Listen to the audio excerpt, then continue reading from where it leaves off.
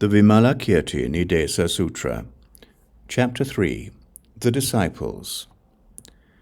When entering a village, you should regard it as void, like empty space. When seeing a form, you should remain indifferent to it. When you hear a voice, you should consider it as meaningless as an echo. When you smell an odor, take it for the wind, which has no smell. When you eat, refrain from discerning the taste.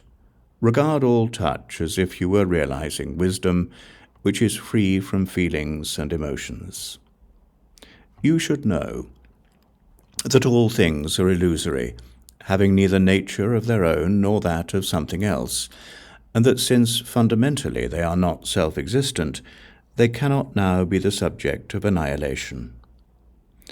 Mahākāshapa, if you can achieve all 8 forms of liberation without keeping from the 8 heterodox ways of life, that is, by identifying heterodoxy with orthodoxy, both as emanating from the same source, and if you can make an offering of your own food to all living beings, as well as to all Buddhas and members of the Sangha, then you can take the food.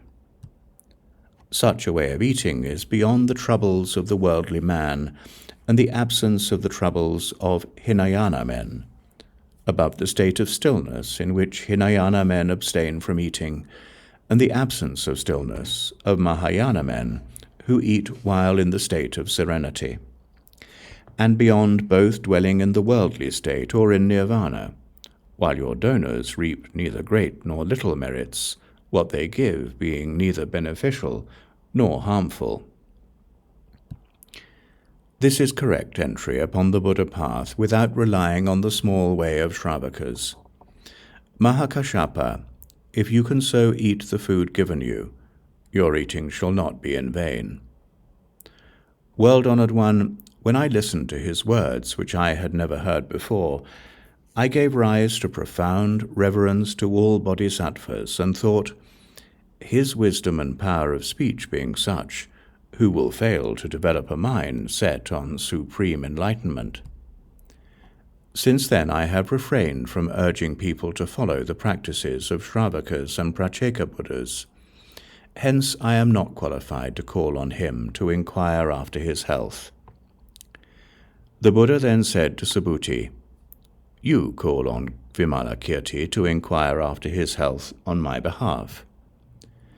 Subhuti said, World-honored one, I am not qualified to call on him and inquire after his health.